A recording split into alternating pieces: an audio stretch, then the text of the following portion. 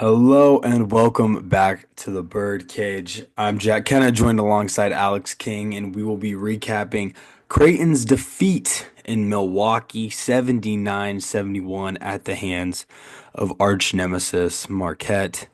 We both watched the game. We both were frustrated by the game. How I described the game is I'm not mad at the result because it's what I expected. I expected to come out of Milwaukee with a loss, but I'm Yeah. upset because we genuinely played good enough to win.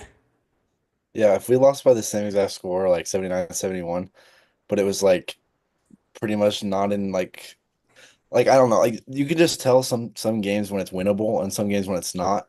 Like against Alabama, I never thought we were gonna win, even though it was close. But like this game was so winnable, which is just what made it so like it just pissed me off so bad. The line when I looked for the game on ESPN this the morning of was Marquette minus 10 and a half. My original thoughts of the game, because I recorded my preview before the game, but it was day of. So my thought of the game was this game really has blowout potential. To be honest, the game had blowout potential. Creighton turns the ball over quite a bit. Marquette's one of the best defensive teams. And we saw that yesterday. And for a little bit, it did look like this game was going to get out of hand. But then Creighton started getting some stops. And we'll talk about it a little later when we're kind of talking about that run that Marquette made to open up the half. But it was just a weird game. Because it was one of those games where none of us expected to win before the game, but we were almost fed energy as the game went on, and it was kind of sad. Yeah, I'm pretty sure Kim Jones started the game off like 0 for 7 or Yeah, something. 0 for 8, I And we think. were well, so we played pretty good the full first half. Then we were down by 4 at halftime. At that point, I was like, yeah, it's over. And then to start the second half, I think they went on like a 15-0 run or some crazy shit like that. And I don't know why Creighton always gives up those runs like against Tennessee too. But I mean, I thought it was over. And then we started Mm. playing good. And freaking Kalkbrenner, dude. I mean, that was insane how he couldn't make a single layup and he's 7'2". Well, we'll talk about that later too. There's a lot of things I kind of want to discuss in the time frame we have. Let's talk about that run. That run Marquette made to close out the first half. Because it was interesting. Creighton and Marquette were neck and neck for most of the game. Basketball is a game of runs. We heard that in high school. We heard that in middle school. It's true. You watched the Nebraska UCLA game today, I think. Yeah. It truly is a game of runs. And Creighton went on a run. We at one point led by 8 points. And to end the first half, give up a 12-0 run in favor of Marquette. And it's one of those to where Creighton's on their run. I don't remember if you know or if you remember this, but we switched to a 1-3-1. hmm And that's when Cam Jones hit his first shot of the game. And then everything kind of fell apart. I don't understand the 1-3-1. I don't understand why we do that, especially at the end of the game, but we'll talk about that. But I mean, it just doesn't make sense. Yeah, it was interesting. It was a move that we didn't need because Mm-mm. we were playing good defense and man, and they couldn't score on us. And I really liked, speaking of just defense, and I want to give props to Marquette because I think they're really well coached. I don't like Shaka Smart at all. I don't. No. However, he's a great basketball coach. And when he realized that Kolkbrenner wasn't going to be guarding Ben Gold, which is, first of all, an interesting matchup. We've seen a lot more of that this year with Kolkbrenner than we have in the past, where he's not guarding other team centers just because they can shoot a little bit. Like we saw him and Dixon not really guard each other as mostly Jason Green. And that was Yeah. kind of the same thing yesterday. We saw him Fucking guarding reminds me of Stevie Stevie Mitchell, bro, Mitchell. And which is so it was so one weird. of those, but you could see that when they kind of realized it, how they got their really good offense was they would have other guards pull Kolkbrenner away, like Stevie Mitchell. He would go sit in a corner or go sit in the on the wing and then pull Kalkbrenner away from the bucket, and then they would try to post up Ashworth or a different guard, which was a little interesting to see. But overall, we'll talk about defensively first. What were your defensive opinions, ratings that you would give Creighton yesterday? Well, honestly, I mean, they took 34 threes, and most of them were like wide open, which like most of them were Steve Mitchell. Like Stevie Mitchell he went 2 for 9 from three, and I think coming in, I heard them say he's like a He was 50%. 50%. He was Yeah, 11 of 22 on the season. so I don't know why the hell we were giving him so many shots. It ended up working out, but most of the shots they had were wide open. And honestly, shout out like Ashworth. He guarded Cam Jones a lot. Mhm. And at the start, like he started poorly. Obviously, Cam Jones ended up with like 21 points. But I thought we played him pretty good. He's an insanely good player, and he had these crazy like fadeaway bank shots from the side like that were just unguardable. Yeah. But I mean, defensively, I couldn't be that disappointed. I really wasn't that disappointed. Yeah, I agree. And I agree with you said with Cam Jones. You didn't probably get a chance to listen to my preview, but I said Cam Jones is such a good player. He's gonna get his points. Mhm. He will get his. What Creighton needed to do was limit kind of everybody around him. And to their credit, they pretty much did. Hmm. Like David Joplin, their second leading scorer, who averages almost 14 points per game. I I'll look it up real quick, but he was held pretty good most of the game. He had 11. And Yeah. at the end of the game, I know you remember, he was the one that kind of put Creighton away with that 3-pointer. Yeah. Followed that up with 30 seconds of trying to get And an then open one big shot, one. and we just completely wasted the clock. But pretty much we held their second leading score to 8 points. The Yeah. guy that killed us was Stevie Mitchell, With his freaking steals. and he's a great defender. Great defender, one of the best on ball defenders in the Big East. But it just kind of shocks me that we let him continuously just kind of drive. He ruined Creighton's offense Just the for a span of free 6 minutes. He baskets. ruined Creighton's offense. When he gets the picks, it's just free baskets, and then that just kills momentum. I don't know how many steals he ended up with. It was like 4 or 5, but I Oh, mean they were bad. And one was on Fedor's two pick minutes that he, six, pick six. and then another was a couple of more of Stephen Ashworth. One was I remember it was Jemiah Neal threw a bad one.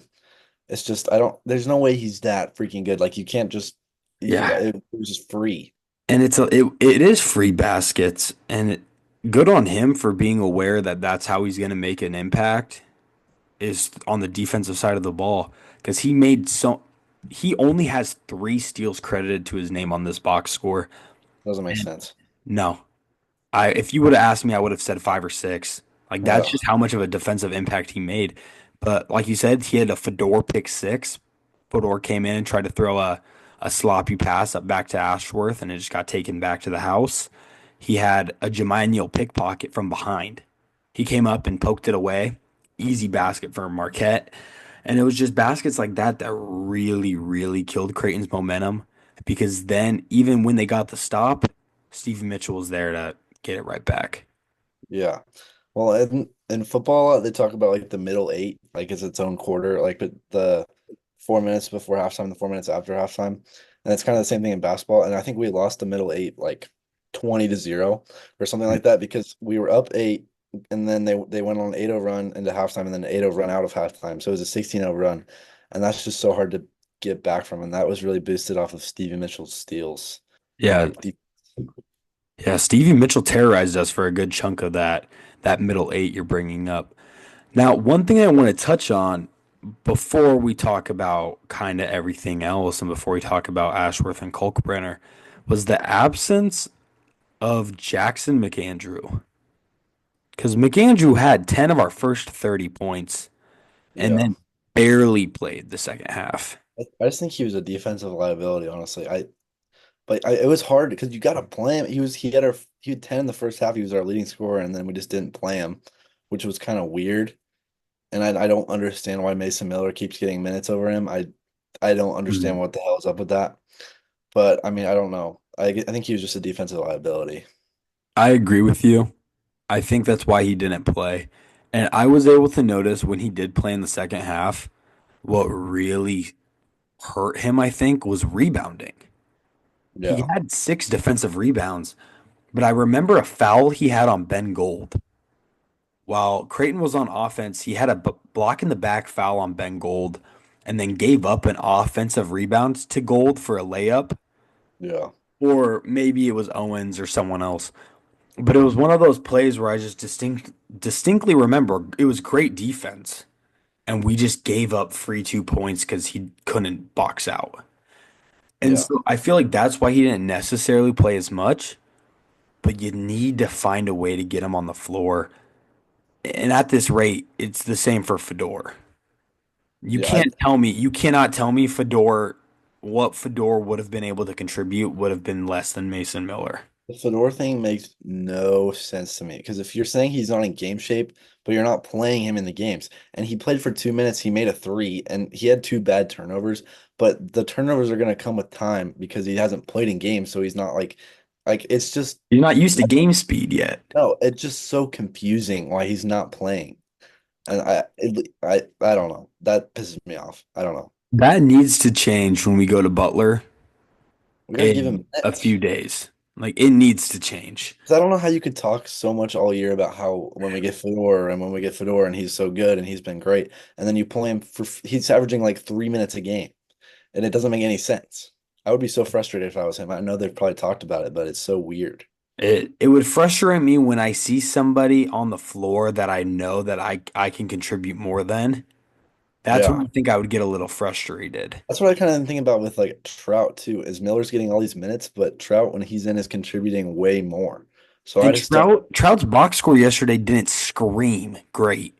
I One mean, for three or one for four from the field. it's way better than Miller's box score. And He had a I think, three pointer and then he had a layup, right? He finished with five yeah, points. I yeah. think that sounds right. But he contributed. And I Mhm. don't know if the box score doesn't show it or what, but in my mind, he was on the glass. He was And Trout playing actually great defense. he got matched up with Cam Jones a lot, and he was playing great defense. Like he really was. Like he was And contributing. like I said, when Cam Jones gets in the paint, no, But it's hard for anybody in the country to stop Cam Jones when he gets in the paint. I feel like yeah, Trout held his own and played really good, but I just don't really get the Mason Miller. I know was great on the boards. I mean, I saw a few times where Mason Miller had some good rebounds, but someone else can get those rebounds too. yeah. Offensively, he's just not there yet. I do not understand what is wrong with him because he started every game last year, and then on our Elite Eight team he was playing like 18 minutes a game. So I don't get the downfall of Mason Miller is very confusing to me. It's hard to practice your shot when you have that lower body injury. I get it. Yeah, His but confidence is at an all-time low right now, and that's gonna have to change if this Creighton team wants to be anything. yeah, And that's just the truth. I don't think Mason Miller is a all Big East caliber player, but between Jason Green, Mason Miller, Isaac Trout, we need to find all three of those guys by the end of the year contributing in some sort of way, yeah. or else this team's really going to be stagnant, I fear.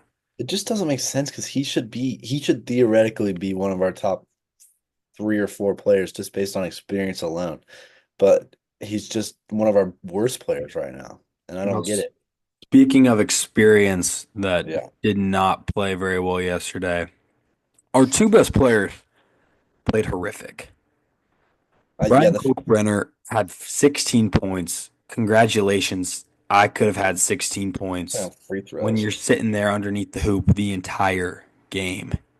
He went 4 of 11 from the field, didn't attempt a three. How do you do that? I mean, this guy is all year we've been hearing about he's a historically good like field goal percentage, and he has one of the top whatever field goal percentages ever. And he went 4 for 11, and those seven misses were terrible. Like they were like layups. And at the end of the game, it actually cost us the game because he had multiple layups that he missed. And what's not showing up is the misses where he got fouled where he should have made them. Like he Yeah. realistically went 4 for 14 on layups. It was bad. It It was genuinely terrible was horrific. from The a amount fifth of year senior. And he's one of the greatest all-time players to ever put on a Creighton jersey. He is one of the best centers that grace the Big East. Like he's that dominant. And when you have performances like this and you can't make a layup over Ben Gold, Defensively, great game yesterday. Yeah, but He blocked it was Ashford three twice, layups. but like at the end of the game, at the end of the day, it's Ben Gold. He looks Yeah, about as big as me, yeah. and you can't make a layup over him. I get it. Marquette was sending in help when Kolkbrenner got it down there, but he like you said, they don't count the layups he missed. Like when he Not got the fouled. foul. Yeah. Genuinely, when you think about it, how many and one opportunities did Kolk blow last night? And if you think about this, Five. like most of the time, him shooting layups is like us shooting on a mini hoop. Like he's like this far from the rim. Yeah. So it just doesn't make sense how he misses so many. And like he was playing so bad, he had me asking to put in Fred King, and that is an all-time low for me. But like Fred King, when he was in, he was contributing, and he had a couple and ones, and I mean, he had made both of his layups, and I, I, I was at an all-time low begging for Fred King. That's that is insane. But Fred King played well in his minutes.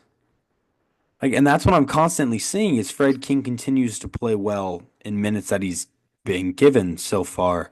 I think you have to So, punish Culver sometimes and put it in. Like I mean, it's when you can't make a layup, why is he on the floor? I yeah, get and that he's this defensive anchor, but when Marquette's game plan is also to drag Kolkbrenner out by having him guard Stevie Mitchell, Fred King can do that. yeah, And Fred I King is faster and stronger than Kolkbrenner. yeah, and So we can my kind of head is just turning. Like there was really nothing he did good yesterday. I mean, no, defensively, he's right. Kolkbrenner, he'll yeah. get I mean, things, but without him, offensively, he was poor, really without him poor. on defense, we would have been lost. But then again, I think just having a big body down there helps, and Fred King can do that to an extent. Obviously, not Ryan Culver extent, but I mean, it was just so disappointing, and he had very many shots at the end of the game that could have kept us in it, and he just missed it, and it was weird. Yeah. But the bunnies between Ryan Kolkbrenner and then Steven Ashworth, who Yeah, will Ashworth one switch for focus to 13 from three. Ashworth was horrific. He was 4 of 18 from the field. He had a few good pull-up mid-ranges. He doesn't miss free throws, which is His amazing free to throws are see. really good. But he had an all-time horror night from behind the three-point arc, 1 of 13. We talked about in our group chat that this is going to be one of those games where he doesn't want to remember because he missed three off the top of my head that were wide open. And he also was shooting from so far away. And I'm okay when he does that when he's making them, but to get in a rhythm, you're not going to make a 40-footer. Like he's shooting from That's the yeah. logo. And I it, think it's fine and it's justified when you've made two or three of them, and it's almost like a yeah, heat check, yeah. but it's not the shot you're necessarily looking for on a trip down the floor. It's really hard for me to be too mad at him just because I mean I mean he had 10 assists and he was like driving the lane really well and he made a couple tough jumpers and he actually played really good defense, but the threes were awful. Like it was really bad. It's just the open three-pointers that we're used to seeing him make this year. I know last year was a different story. It was it took almost an entire year of adjusting Hmm. for Stephen Ashworth. But what we've been able to see so far from this year from Stephen Ashworth, that's not it.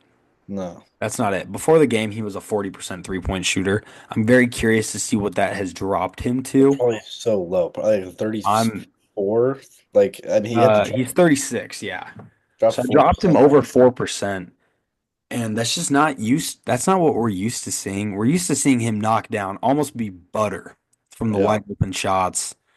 And we just didn't see that, which kind of scares me because let's be honest, if Ashworth makes a few of those and Kalkbrenner doesn't miss bunnies, we're walking out of Marquette with a top 10 win on the road. yeah, yeah. And And I so think, we can't be mad about the result of the game but we because can be none mad of at us how it happened. expected, but we can be upset because we missed a real big opportunity. And with the way that we've played this year, we're 9-6. We We don't can't have we're on the outside looking in. yeah. We really are. Games need to be wins. And this And was I was thinking about it. We can't lose road games like Georgetown in the Big East because the Big East is going to have three. two, three teams in the tournament. Two, three, four, maybe Or if St. max. John's and Creighton figures it out. But there's not really many quad one opportunities, huge win opportunities on the road. Yeah. You blew Georgetown because you weren't ready to play, right? And our other losses, Alabama, you can't be mad, top 10 team in the country. You have a great non con win against Kansas at home as long as Kansas figures it out. And that Yeah. Kansas team's too talented to not figure it out. But when you look at it, we don't have very many good wins. No. You can't have the silly loss at Seton Hall. You can't have the silly loss at Providence. Those are must win games now on the road because we don't have very many games to give. No. And especially offense or at home, you can't drop the games at home to Marquette, UConn, Seton Hall, any of them. Yeah, unfortunately, beating teams like Georgetown and Seton Hall and DePaul on the road, like that gives you a little bit of wiggle room when it comes to like Marquette at home or UConn at home. But now we have to like defend home court or it's chalk. Like, Just the way we've played this year, and I don't really like talking about Nebraska on this podcast, but their best win right now is UCLA, who still have a lot of questions. They beat a good Gonzaga team. They beat a Oregon team. But the Big Ten this year is kind of in a very similar, very, very similar kind of path. There's not going to be a whole lot of opportunities to bump your resume up a whole bunch because everybody is so close. yeah, So there's so many games like at Maryland, at USC, at home against Iowa, those games are going to mean a lot more in the Big Ten because you're going to drop a few on the road, so you got to make up for it at home. Creighton doesn't have that wiggle room. Nebraska has two losses, and they have a quality win at Creighton, and they got to win against UCLA. yeah, Creighton doesn't have that wiggle room. You got to win most of the road games, and you got to win every home game. I yeah. guess You you can could yeah, drop one to Marquette and maybe yeah. UConn and be okay. But you have to win all the games you have to win, and that's a lot of them. I Like, don't see a world Creighton doesn't or gets in with more than 12 losses, 11 losses. yeah, I think the year we were an 8 seed, we had 11 or 12 losses and we made the championship of the Big East. So I think that's about as bad as it can get. I'm looking at the roster, and this is going to be a tough stretch. At Butler, home to Providence, two must win games. Yeah. Must win games. And then you're at UConn. That's a toss up. You don't have to win that game. If you can pull a miracle out, that's a resume booster. Yeah. That's a UConn team that got a lot of flack for being poor in Maui. And they bounced it Really back. bad. And they have bounced back terrifically. If you can pull something out of your butt at UConn, that's a huge uplook. That's huge, huge resume booster. But then you're at DePaul. You should not, under any circumstance, lose that game. And Yeah. then you have Seton Hall, you have Xavier, you're at Nova, at Providence. You have to win all of those games. Yeah. There's just no And way. and Villanova played so well today against DePaul. I know it's DePaul. Beat him by 40. 50 in Yeah. here. Almost. Like it was one of those games we have to find something that works and we have to find it fast or this team will miss the NCAA tournament. And I think this team is too talented to miss the NCAA tournament. With or without Pop Isaacs, I think this team is too talented to miss the NCAA tournament. The thing my dad and I were talking about watching the Nebraska game today is like since Nebraska's so good at defense, they have the possibility to be in every game. And the thing about Creighton is if we're not playing good on offense, then we lose because our defense just isn't good enough. And Nebraska has the ability to, I know we keep bringing them up, but they're just so good defensively that they can win any game.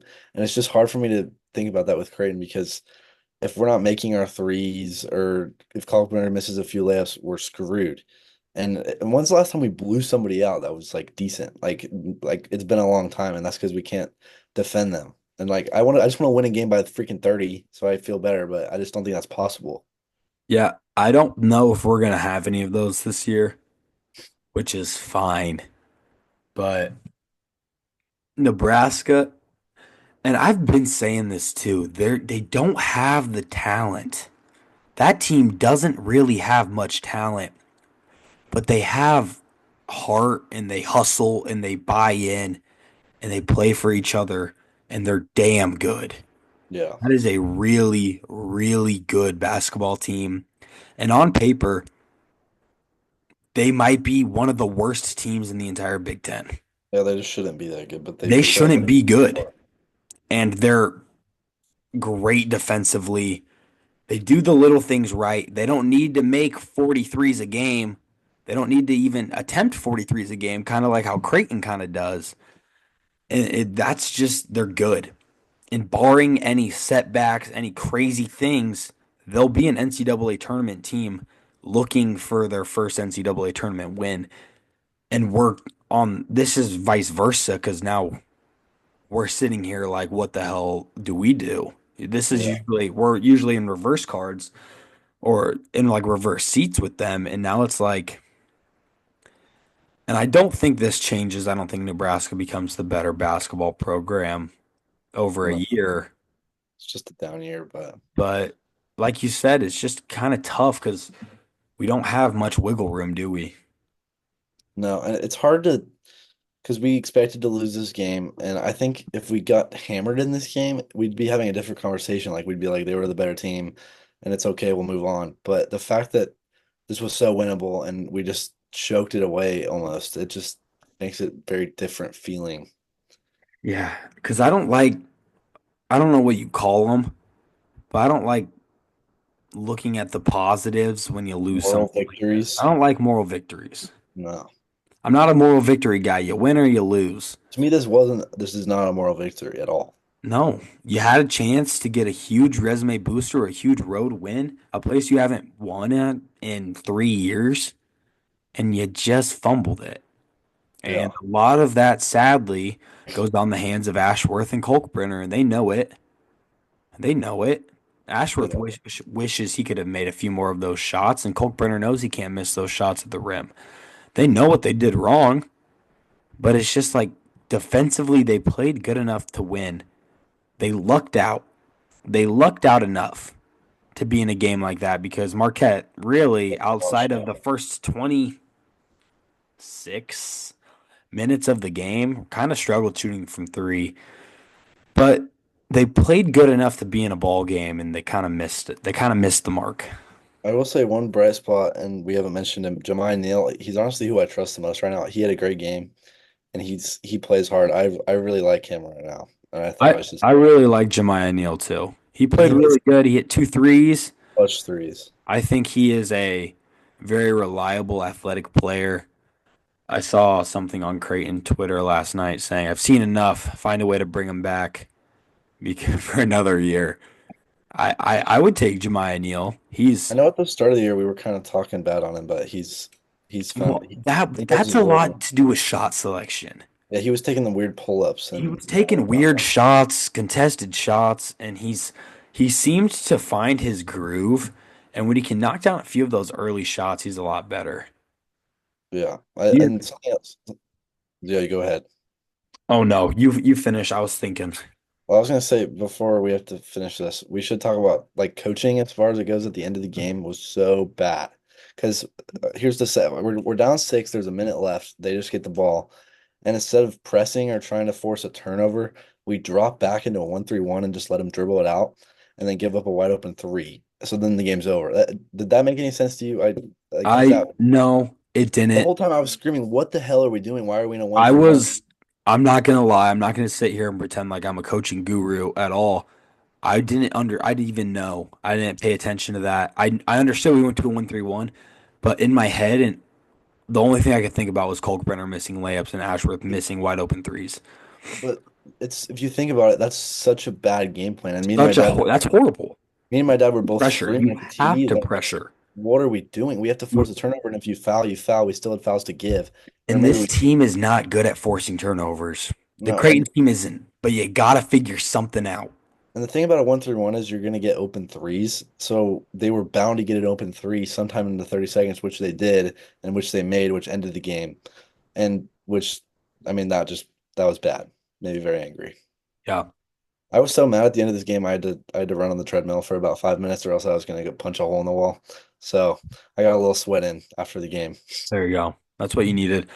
I think it's better that we waited a day to talk about it because I think if we just would have came on the mics right after instant reaction, you might have a hole in your wall right now Yeah, I out was of really mad. frustration and If you would anger. have texted me last night to do the podcast, I would have said no because I didn't want to talk about them because they made me really mad. Yeah, I'm glad we waited a day. Very frustrating. That was, I think, the second most frustrating Creighton game of the year behind Nebraska. Yeah, I Nebraska just was hard, but Nebraska Nebraska is just I didn't. just don't understand how you don't wake up ready to play that game. The But thing, Nebraska game didn't really feel winnable like at times, but this one did, and that's I don't know, but yeah, Nebraska was really frustrating. Nebraska felt winnable until 4 minutes to go. We are horrific. Now that I think about it, Alex, we're horrific in the middle eight. Yeah, This might be the worst Creighton middle eight team I've seen in years. because that's We had an 8 point lead that's against the momentum they Marquette lose. with like less than 3 minutes to go. The end of the first half and the start of the second half, that's like where you build momentum, Tennessee and we're last so year. bad at that. Yeah, like I can't think of a game where we lost where we did okay in the middle eight. Like it's just I don't know, it's bad. Maybe Bama. I don't remember the Bama game very much. Yeah, I had a lot of Jack Daniels, yeah, I don't really. I was also at a bar, so I remember the game, but I don't remember the middle eight. but I don't know. Disappointing game. Disappointing game from the Creighton Blue Jays because it felt so winnable. And at the end of the day, you missed an opportunity to get a real big resume builder. That's the best team. I'll go on edge or on the record and say that's like one of it is already one of the best, but that's the going to be the best team that we see all year. I agree. I think they're better than UConn, and they're the best team in the Big East for sure. There was several times in the game I'm like, damn, they're just really good. But There were that so makes me more many frustrated. times. Like if this was a loss to say Providence, I'd be angry, but I wouldn't be this angry just because it was a really good team that we could have beat. And I'd probably still be really mad, but it's just There's a lot of bright things to look at when you look at the game as a whole because we had a real opportunity to knock off a they're eighth in the country now. I reckon they're actually genuinely a top five team in the country yeah. on the road when your two best players were having horrific games. At least we're not talking about like giving up, like the NIT. Like I think early in the year we kind of were giving up, but at this point we're looking for a way to fix it. Like I think it's good that we're angry and not just like disappointed, but Yeah. No, this team can make the tournament, and if they get in the tournament, they're if they get hot, they can it's genuinely tough. beat any Yeah, team in the it could be a country. tough matchup for anybody, but They have one of the best interior defenders in the country. They have one of the best shooters in the country. They just need to figure out some things within the team. I don't know. I'm glad that we didn't give up and we showed heart because after the what do you think? The 13-minute mark in the second half, your we were down dad by texted the group like chat and 30. pretty much said it's over. Yeah. I know at one point they got down 15, and I texted the Yeah. group chat and said they got to cut it to 8 at the 8. And they did it by the 13 or something like And that. they did do it by like the 11, and your dad was like, well, if Marquette helps us. And so, That's the problem. Marquette was helping us. Like they did not play very good. and that's Like, why the game was so winnable. They were yeah. missing wide open threes. They We shot caught them a we ton caught of them and not their threes. best. They shot a ton of threes, then at fall. Our rebounding, we out rebounded Marquette on the road. It's like we did enough to win the game. We just missed our opportunities. And so you're sitting there and you're shaking your head in disappointment, but you can't be too angry about the game. It's just the truth of the matter. Yeah. That's all I got. It was very frustrating, but I Yeah. think we can figure it out. It was be hard. If you want to know what this team's made of, tune in on January 11th when the Creighton Blue Jays take on Butler at the Hinkle Fieldhouse at the dreaded 11 a.m. game on a Saturday. Yeah, If you for want to know sure. if we're Big East material, if we're NCAA tournament material, that's going to be the teller. From Jack Kenna and Alex King here at the Birdcage, that is all we have. The Creighton Blue Jays fell to Marquette 71-79 on the road. Creighton will be back in action January 11th against Butler at 11 a.m. We will see you guys later.